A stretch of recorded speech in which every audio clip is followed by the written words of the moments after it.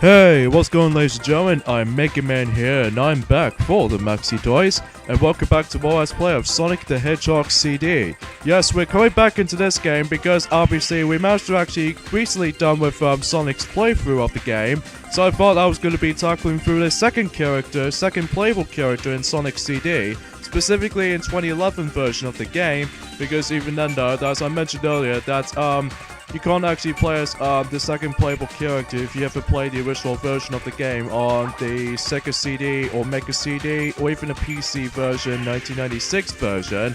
But even then though, that's as far as I should probably expect it at this point. So let's go ahead and switch between the US soundtrack now, because obviously we've already been done through one playthrough as Sonic in the likes of the Japanese and European soundtracks. So for this time, let's go ahead and do another playthrough, but this time within the US soundtrack. And Rauditz is actually picking through Sonic yet again. This time we're going to be playing through, as I mentioned this earlier, Tails. So, but again, in order to actually unlock him is by basically going through the entire game as Sonic. But it doesn't matter what endings you go through, like the bad ending or the good ending. So yeah, if you ever play Sonic the Hedgehog 2 before, if you actually be playing through as Tails, although back in the day in Sonic the Hedgehog 2, the original version on Sonic 2, is that you can actually play as Tails for the first time, specifically onto the Mega Drive version / Sega Genesis version.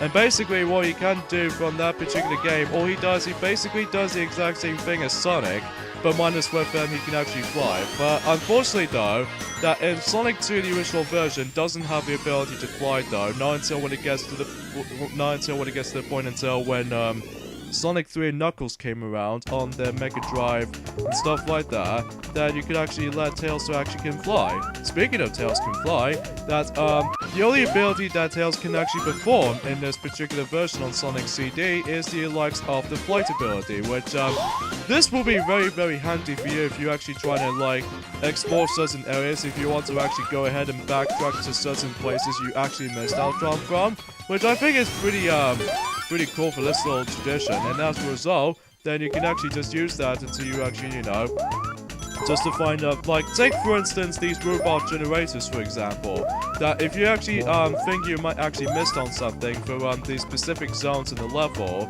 then obviously you're just gonna have to backtrack, and then you're just gonna have to use the fly ability to actually just to fly up towards it. So even then, you're still able to actually just, use that ability, just usually uses that. So anyway, but yeah, for the most part though, Tails plays exactly like how it does it for Sonic, but except the fact that Sonic can actually perform a spin dash and a super pulau. However, Tails does only performs a spin dash rather than just a super pulau. Probably just about the limitations of the super pulau move is a little bit lacking for Tails. So yeah, that's how it usually goes though. So anyways, here we're on to the first special stage for Tails. And yeah, most likely it does in Sonic's playthrough, that I think I'm actually go ahead and go through all the time stones yet again. So, but even then though, this might be the final time to do this. So, but even then though, that it doesn't matter what endings you'll be going through as Tails, because no matter what though, that in comparison to the Sonic version is that you do have two different choices between the endings if you ever play through Sonic CD with just Sonic alone. Then you get yourself the opening cutscene and an ending cutscene. Tails doesn't have the opening and the ending cutscene, so instead that it actually gets just credit sequence. And also there's some quite a noticeable difference between the between two playthroughs of Sonic CD, specifically the 2011 re-release version of the game, specifically Sonic and Tails playthrough, is that obviously, Sonic can actually encounter a lot more events than the likes of Tails does, because I'm presuming that if you actually play through Sonic CD as Sonic, then you can actually probably see Amy Rose or Princess Sally in Act 1 on present day of, well, Palmtree Panic. However, the thing is though, is if you actually go onto the present day of, the Palmtree Panic Act 1 as Tails, Amy Rose is nowhere to be seen. especially noticeable when we actually get into Collusion Chaos, that you know how when the scene when Metal Sonic is trying to kidnap Princess Sally from the Mega CD version, or in this case Amy Rose, if you will, then it doesn't actually involve in Tails' playthrough, because instead it's actually only involved in Sonic's playthrough. So that's another noticeable difference right there. And also when we actually get into the point until we actually get into the Stardust Speedway Act 3, that we might actually encounter this little different objects and stuff like that. So even then, we'll get into that eventually. So anyways, let's travel to the past and get ready to actually destroy the second and the final robot generator in Palmtree Panic. So yeah, a few things I want to talk about, certain things, is that recently, that today was actually the 10th of March, and even then though, that I was really looking forward to until today, and in fact I managed to actually get myself a next 3DS game I managed to go up during it at the 10th of March, and that was the form of Mario Sports Superstars, which from what I've remembered, that it's usually just more likely a combination of those 5 different sports into one cartridge, or the one game card. And for what I've played, I actually kind of enjoyed it for the most part, because it's especially noticeable that I haven't played through the Mario Tennis game since Mario Tennis Open on the 3DS, and also that I haven't been onto Mario Golf game for quite a long time since Mario Golf World Tour on the 3DS, even though I really enjoyed that game very much. And especially noticeable that there was a soccer game that, well, it's been alright, and some emphasis, that I found this a little bit too shallow compared to how it does it for Mario and Sonic at the Rio 2016 Olympic Games version.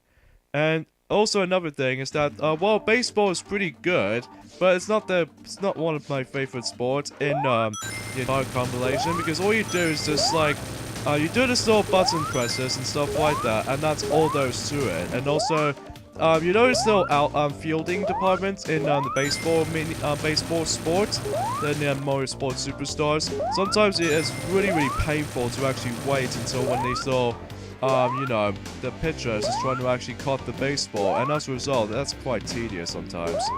And then finally, that the horse racing was actually probably one of my favorite sports in the entire game, because for one, that Mario doesn't usually have a horse riding sport. Well, technically Mario and Sonic at the London 2012 Olympic Games, and especially the Rio 2016 Olympic Games, usually has that before. But for the actual proper Mario game, this is actually their first time ever experienced the horse riding sequences, excluding Rosalina, because Rosalina always seemed to actually go to the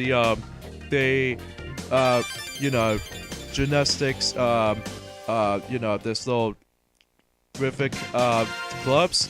Sorry for a little bit of my tongue twisting here, folks. But anyway, so even then though, I'm really pleased to know that the horse riding actually played out just as fine. And also there was actually a little bit more like somewhat similar to how it does it for the Pokemons in the 3DS installments or Pokemon series, is that you can actually just select to pet them and just trying to actually feed them to actually just about to level up some of their status and stuff like that. And also on the Dream Eaters from Kingdom Hearts Dream Drop Distance and stuff like that, so you can actually just train them to level them up. And even then, I kind of found it to be quite interesting touch to it. So yeah, that's all that I managed to got for the today's you know, 3DS game department, and that was Mario Sports Superstars. But even then, it's quite fine, even though it's not my favorite sports game in the entire set. Or in this case, it's not my favorite Mario Sports title. My favorite will still honor goes to Mario Power Tennis, because it's especially noticeable in the GameCube version of the game as well. And also Mario Smash Football, well, despite the fact that I haven't exactly touched a game for quite a long time now. But anyway, so that concludes Palmtree Panic, and we managed to completely restore it with the Good Future version. So now we'll move on to Collision Chaos Zone. So, you know, I mentioned this earlier, that there's going to be a lot of difference between the Sonic's playthrough as well as Tails' playthroughs. That you notice though the beginning part, that if you're actually playing through as Sonic, that you probably noticed these little spikes were actually blocking the entrance to continue the level. However though, in Tails' version of this particular game, you can actually just run straight forward this time around. Because again, probably just in fact there was no cutscene or this mini scene involving on Tails' playthrough, like specifically when, you know, Amy got kidnapped by Metal Sonic and stuff like that. So that's another noticeable differences from here and now, as I mentioned this earlier. So anyway, another games that I managed to got, and that was the form of similar to how it does it for what I was going to be doing all of the mainstream Crash Bandicoot games. Well, I'm not going to be including the rebooted version because fudge those to me, which are Clash of the Titans and especially noticeable on Mind of the Mutants, which I think this is probably, in my honest opinion, one of the black sheep of the series. But even then though, that compared from that though, that I might actually do the exact same thing as the another video game mascot I was quite familiar with, which is Insomniac, which Insomniac did manage to actually create the character called Spyro the Dragon, which, speaking I said that for this such as a hint, recently I managed to got myself the entire PlayStation 1 trilogy of the Spyro the Dragon series on the PlayStation 3 download / PSP versions as well. So even then though, that the reason why I got those 3 games to begin with, like Spyro the Dragon 1, Spyro 2, I can't remember exactly what the actual title of, or in this case the mini title for that game was actually called, even though I had to research it for myself. And there's also Spyro 3, Year of the Dragon, which actually fully represents the Year of the Dragon was supposed to be reviled on, I'm guessing during the, how do I recall, around nearly in 2000, because, well, obviously judging by the fact that how, well, according to whatever I looked this up though, even then though, that it might be true for that little situation, so that's pretty cool though, because even then though, that makes perfect match between the, when Spyro 3 came around alongside with, you know, the Year of the Dragon was about to be provided on, roughly near in 2000, so pretty cool though for that little knowledge. Oh yeah, probably noticed by something right off the get-go that rather than do if you're actually trying to get yourselves a one-up jingle, Tails doesn't usually have his dialogue, unlike how it does it for Sonic, because instead of that though, you guys does a little bit more likely, you know, the one-up jingle. So yeah, that's the only noticeable difference between if you ever play Sonic CD within Sonic or Tails. So anyway, oh yeah, so yeah, with the Spyro 2, I mentioned this earlier, that the game was actually called Spyro 2 Rip 2's Rage, specifically in the United States of America's name, and also in Europe it actually calls it Gateway to Glimmer, so that's a noticeable difference between these two versions of the specifically, it depends on what countries you be lived in, from, you know, United States of America or North America, and in Europe, so that's interesting. 3 time stones, yay. So yeah, I thought to myself that similar to how it does it for whatever I was going eventually at some point soon, even though not now though, because I think at some point in the future that I think I'm actually trying to get the final 2 Spyro the Dragon games, specifically on the PlayStation 2 versions, because Spyro Enter the Dragonfly just not able to be came out on the Microsoft Xbox version. The only game that only came out on the Microsoft department, at least specifically the Spyro the Dragon series, is actually the Hero's Tale. So I might be curious to actually just get those 2 games on my PlayStation 2, because obviously I don't have the ability to actually get these 2 games entirely on Xbox consoles, unlike Crash Bandicoot Wrath of Cortex and Crash Twinsanity. So anyway though, so I might be curious to try that out for the entire trilogy of Spyro the Dragon. So, and I was really hoping if that's similar to how it does it for, although granted though, that we only got 3 months to go until when Crash Bandicoot Insane Trilogy on the PlayStation 4 was going to be up. But I thought I was going to be hoping to actually let Spyro the Dragon can have himself a 20th anniversary party for events whenever they're like trying to usually did the HD re-release version of Spyro the Dragon 1, 2, and 3, just like it does in Crash Bandicoot Insane Trilogy for the PlayStation 4. I was really hoping it will actually come out on the PlayStation 4 as well, which, if I truly say that, then that would make my dreams actually do come true. So, At least I'm really excited. So anyways, at least I was hoping for it anyway until when it depends on the E3 rumors about certain stuff for Sony press conference, and even especially noticeable the actual 2017 press conference and stuff like that. So let's just hope if that happens. Alright, so yeah, it depends on the you know, that's all I can muster think about it as far as this point at the moment. But oh yeah, well, there's one thing I haven't mentioned is that the reason why my voice has gone a little bit lower at one point or another is clearly because for some reason I was a little bit too ill today.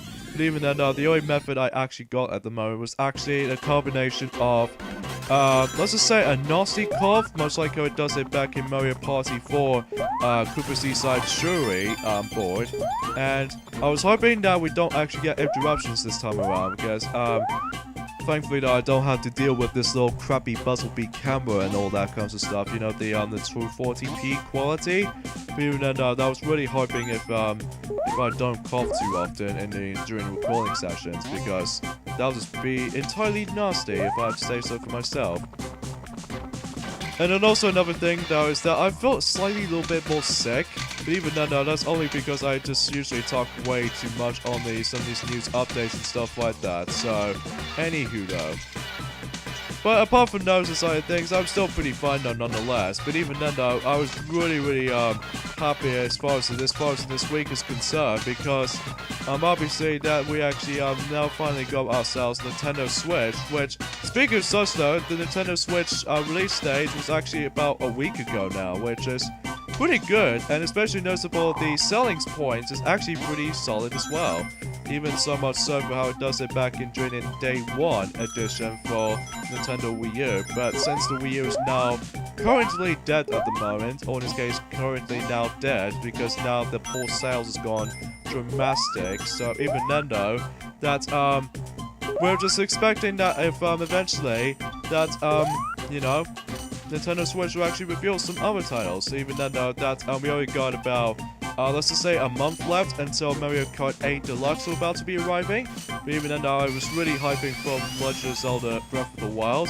And speaking of that game, this game, or in this case, the Legend of Zelda Breath of the Wild, has been a huge success, even especially noticeable in during the reviews of IGN. Like, it gives like a 10 out of 10, which about time actually, because even then though, I think the version that you actually be playing through is the Nintendo Switch version, because currently speaking though, is that of all the videos I've actually come across into the Legend of Zelda Breath of the Wild footage, I think the most common one is actually the Switch version, because obviously everyone else is really desperate buying the Nintendo Switch as far as back during a week ago. However, the uncommon version I just want to think of, and that was the Nintendo Wii U version, because, well, obviously judging by the fact, I think compared to the two versions of Legend of Zelda Breath of the Wild for the Wii U and the Nintendo Switch, I think the noticeable difference I can think of, although the graphics look very identical, somewhat similar to how it does it back during 2006, of the GameCube version of The Legend of Zelda Twilight Princess, and even Nintendo Wii version of Twilight Princess that came out roughly the exact same time between each other, but I'm presuming that the release date is actually going to be a little bit more slightly different. But even then, we'll actually research on that until we'll actually discuss on that part. So anyway. But apart from that though, aside from things though, that the only noticeable difference I can think of about between the two versions of, you know, Zelda Breath of the Wild for the Switch and the Wii U is the different load times length, which is kind of like how it does it for Sonic 06 for the Xbox 360 and PlayStation 3 version, that these load times can be slightly different if you actually just trying to manage to, you know, load to the next section and onwards. So that's as far as I'm concerned for that. So anyway, 4 time stones, only 3 more to go. So even then though, that I think I got about let's just say 10 attempts left. So in your alternate reality for Sonic CD's you know, Sonic the Hedgehog CD time stones attempts method, I think you can only get like let's just say 14 at maximum attempts, unlike in Sonic the Hedgehog 2 that you can actually do like multiple attempts. While in Sonic the Hedgehog 1, you do only have like, let's just say 11 attempts to actually get all 6 of these emeralds, but I'm pretty sure that's all I can think of. So anyways, here we have ourselves the pinball machine thing, and it's actually really easy with Tails because again with the flight ability and stuff like that, so yeah, it's pretty cool. So anyways, we're gonna have to end things off here, so join me next time on Let's Play Sonic the Hedgehog CD for Tails' playthrough. It's the fact that we're actually moving on back into Tidal Tempest Zone. So yeah, see you guys next time. Later, fellas.